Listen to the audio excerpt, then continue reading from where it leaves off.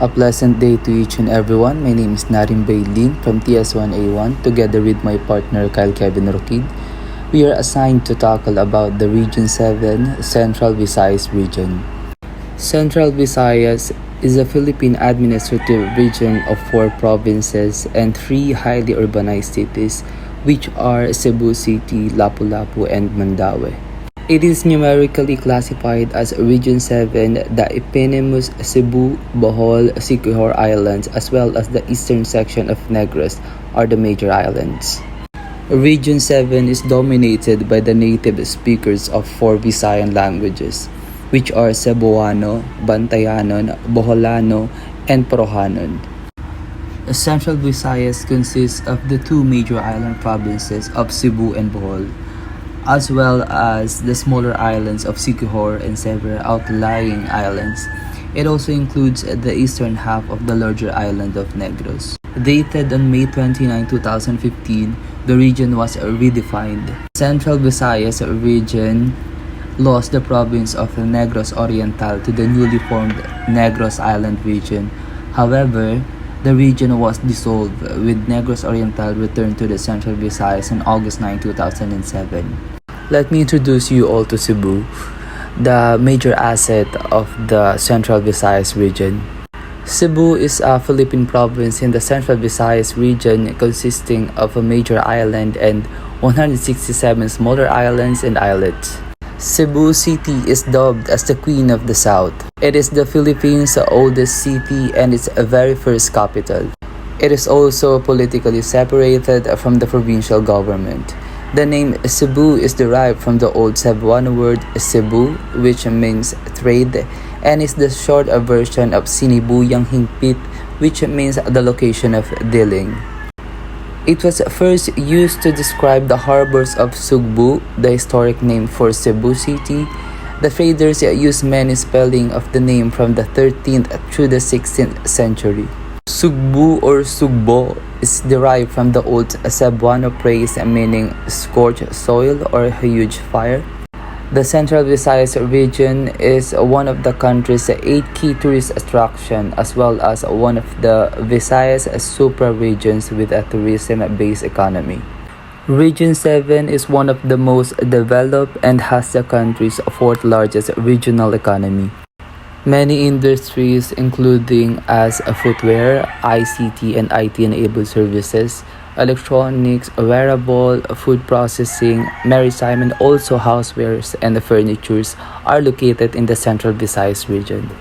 The natives there enjoy festival and celebrations and fiestas. Cebu possesses one of the most colorful and well-known festivals in the Philippines, such as the very famous Sinulog Festival, which they celebrate with zeal and enthusiasm. Cebu celebrates many holidays in the various villages and cities. Cebu also celebrates fiestas with religious rites and street dancing to the rhythm of drums. Cebu City is also rich in tourist attraction, regardless if it's historical, natural, or man-made attractions. One of the very well-known tourist attractions in Cebu City is the Fort San Pedro. Fort San Pedro is one of Cebu's rich historical legacies and is located in the City Pier area. It was erected in 1738 by the Spaniards and indigenous Cebuano workmen and is the country's oldest and smallest triangular bastion fort. It functioned as a military fortification and the center of a Spanish colony way back there. It was also a safe haven for Filipino rebels. Some part of the fort now is used as a museum, and outside the fort walls is a colossal monument of Legazpi Antonio Pigafetta, while within are Spanish government relics. It also includes a number of well-preserved items, including Spanish documents, painting, sculptures, and it is now a historical park and a popular location for prenuptial portraits and wedding parties. And there is also Bantayan Island. When it comes to an amazing display of majestic white beaches, even as you approach its dock in Santa Fe, Cebu, which is located near the northern tip of Cebu, most tourists think Bantayan Island beaches are the Cebuano equivalent of Boracay. It is a fantastic spot for beach bums. The wide white sand beach and crystal pure seas appear to be a paradise on earth. It has also been a popular tourist site for both international and domestic visitors, as well as celebrities, especially during the Lenten season. And when you're looking for something soothing to the eyes, Tops is one of the Cebu's most popular tourist spots. It is around 15 to 20 minutes driving from JY Square in Lahug and is positioned high above Busay Hills. Tops provides a bird's eye perspective over Cebu City and Mactan Island. The panoramic perspective of the area makes it an ideal spot to watch a sunrise or even a sunset. The amazing display of the city's dazzling lights is likewise a magnificent sight to see. These other factors combine to make Cebu one of the most popular tourist destinations in the country, as well as making Philippines a more enjoyable place to visit. Osmeña Peak is said to be the highest peak in the province of Cebu. The peak is approximately 1,000 meters above the sea level, and it is located in the southern part of Cebu in Manlatongan, Dalaguete. If you are the mountaineering type of person who will not pass the chance of nature trekking, this is the perfect spot for you. Osmeña Peak has been coined as the summer capital of Cebu and the Little Baguio of the South, for it's cooler than the usual breeze due to the cool and refreshing, mind-blowing scenery in Osmeña Peak. Campers and mountain climbers love to come to this place to take a glimpse of the panoramic view around Cebu, Bohol, and Negros. Magellan's Cross is another notable historical landmark in Cebu and is the Christianity faith which was brought about by Magellan's arrival in 1521. The history tells us that he carried a wooden cross with him and planted it in Cebu to commemorate the spread of Christianity. And if you want some refreshing vibes, the Kawasan Falls are one of Cebu's most stunning and well-visited waterfalls, both by local and foreign tourists. It is located on the southern portion of Cebu in the barangay of Matutinaw, Badian. You may see various exotic tropical vegetation and birds along the walk, and it is bordered by lush and rainforests. And who wouldn't have known Caymans Island? Many people refer to it as Caymans Islands. However, the Caymans is really made up of several islands, the most prominent of which are the Pasihan and Poro. You will enjoy a little isolation and enjoyment in one of the world's most hidden paradise and home to some of the Philippines' greatest beaches. If the first Spanish explorers arrived to the Caymans Islands today, they would have not find that much change in the past 500 years. Because who would you want to alter anything when you have wonderful, unspoiled white sand beaches and tropical woods surrounded by azure and tropical waters? Let us move now to Bohol. Bohol is located in the heart of the central Visayas and is the Philippines' 10th biggest island. Bohol is made up of an oval-shaped mainland and 72 smaller islands. The province is a famous tourist destination with several beaches and resorts. Its well-known beaches can be found in Panglao Island, which is located in the province of Southwest, and on Anda. The city capital of Bohol is Tagbilaran, and also known as the City of Friendship, and is located in the province's southwestern corner. The city is surrounded by the municipalities of Cortes, Corella, and Baclayon. The name Tagbilaran is derived from the Tagu Bilaan, which means Tagu means to hide, and Bilaan, which refers to the Muslim Moroder tribe. Boholanos are joyous, passionate, and extremely religious people.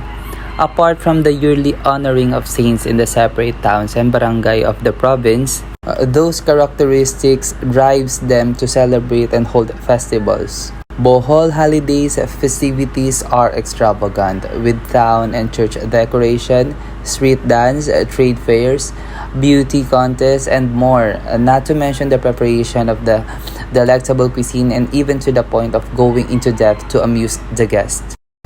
Moving to the most famous tourist attraction in Bohol, the very famous Chocolate Hills.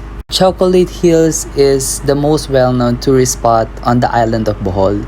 There are about 1,000 symmetrical mounds, conical and dome-shaped that resembles Hershey Kisses. We all know that the Chocolate Hills are so named not because they are composed of chocolate, but because of their hue. The grass that blankets the hills during the wet season gives them a velvety and lush look. During the summer, the vegetation dies and develops a chocolatey brown color, thus giving them their name. The Sandugo or the Blood Compact Shrine Monument in Tagbilaran marks the location of the first international covenant of goodwill between Spaniards and the Filipinos. These Tagbilaran tourist attractions represent Sikatuna and Legazpi during the infamous Sandugo episode. And if you enjoy relaxing on the beach, Bohol is an excellent choice. The province, known for its white sand beaches, islands, and diving opportunities, and never disappoints its guests, especially when it comes to Panglao Island, which people considers as Bohol's own piece of Boracay. Aside from beautiful beaches and the white sands, the marine life make it an excellent snorkeling and diving location. A trip to Bohol would be incomplete without taking the legendary Lubbock River cruise. While exploring the Lubbock River, tour operators would frequently bring their visitors here for lunch. Your ship will make a halt in the middle of the trip when locals will play musical instruments and perform traditional dances. Bohol is also known as the home of the endangered species of tarsier. A Bohol trip wouldn't be a Bohol trip if you didn't go to the Philippine Tarsier and Wildlife Sanctuary. It is a huge woodland where endangered tarsier can be found. The 45-million-year-old little nocturnal primates with a large round eyes cling to the low branches or the trunks of thin trees. Tarsier are fragile and emotionally sensitive creatures who rapidly become upset. Tarsiers commit themselves by beating their heads against the tree trunks when they are stressed. According to the tour guides, thus visitors must reduce noise to level to a minimum. Visitors are permitted to snap photographs with the exception of using flash. Tarsier, on the other hand, is a very charming and very lovely animal. The next one is Negros Oriental. Negros Oriental is a laid-back province in Visayas, Philippines, located on southeastern tip of Negros Island. The section, which is bordered on the north and west by the neighboring province of Negros Occidental, is a stunning mix of tradition and development. Because of its friendly and welcoming residents, Dumaguete, the provincial capital of Negros Oriental, is known as the City of Gentle People. This city stands out among the others in country, recognized for its warmth. Negros is known initially as Buglas. The country's name was altered by the Spaniards who colonized it. The Spaniards changed their name to Negros to refer to the dark-skinned people who inhabited in the island. Negros is the second largest island in the Visayas and the Philippines' fourth largest island. The major agricultural products are copra, rice, corn, vegetable, fruit, abaca, and tobacco. The cottage industry mainly includes stone craft, cloth weaving, basket knitting, food processing and reservation, and t-shirt printing. The industry is made up of sugar manufacturing, ore mining, and construction. Now, let's talk about tourist attraction.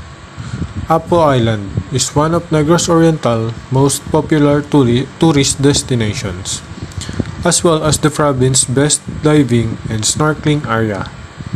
It's a marine sanctuary with around 650 different species and 400 different corals.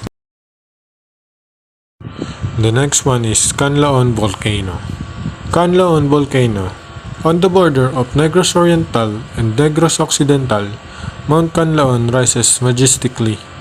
Canlaon Volcano, at 2,435 meters above sea level, is the tallest mountain in the Negros and the Visayas. The volcano is also the Philippines' largest active volcano. Its activities are always being scrutinized. Mountain climbers and serious hikers from all over the world visit Mount Canlaon. And the last tourist destination, Antulang Beach. Antulang Beach is the ideal location for unwinding and socializing with friends and family. The resort features large swimming pools and infinity pools, as well as premium accommodation along the cliff edge, which provide visitors with a wonderful view of the beach. There is a staircase for those interested in swimming in the vast sand beach, with massive rock formation, snorkeling, kayaking, horseback riding, and rappelling are some of the other activities available. So now let's talk about one of Negros Oriental historical site. So, Saint Catherine of Alexandria Cathedral. The parish was named after Saint Catherine of Alexandria, whose devotion was revealed only by the faith to the Blessed Mother. Catherine was one of the 14 holy helpers, and devotion to her had been prominent since the Middle Ages. It was founded in 1855. That year, through a donation of land by John Fee and Catherine Clare, a small stone church began to take shape for Saint Catherine. And lastly, let's talk about Siquijor. Siquijor is located in Central Visayas region of the Philippines. Siquijor is the smallest province in the region and the third smallest province in the country. It is classified as 5th class province and has one congressional district. Previously a sub-province of Negros Oriental, it became an independent province by virtue of Republic Act 6398, enacted on September 17, 1971. Siquijor Province is comprised of 6 municipalities, namely Siquijor, the island capital town, San Juan, Lazi Maria, Enrique Villanueva, and Larena. Siquijor is known for its magical and mystic stories surrounding the island. But more than that, it is also popular for its many pristine beaches, beautiful waterfalls, and historic sites. During the Miguel Lopez de Legazpi expedition back in 1656, the island was poetically known to the Spaniards as Isla del Fuego, the Island of Fire, because of the mulabi trees and the fireflies that lived in them. When the Spanish explorers came, the island was known as Siquijor, after King Quixote, a legendary lord in of power. Siquijor is known throughout the country for its unique healing arts, its centuries-old tradition of concocting local potion, still being practiced and used as alternative medicine. Now let's move on tourist attraction of Siquijor. One of the tourist attraction on Siquijor is St. Francis of Assisi Church. St. Francis of Assisi Church is prominently known as the Siquijor Church. Everyone coming in and out of the island will be passed by the church since it is just a few meters away from the port of Siquijor. The parish was founded in 1783. During that time, the church was simple structure built in nipa hut. The colonial era church was completed in 1831, where it is mostly made up of coral stones. The church used to have a nipa roof, which has now been converted into a tin one. Behind the simple facade of the church, you will find the basic cruciform plan of the modest church.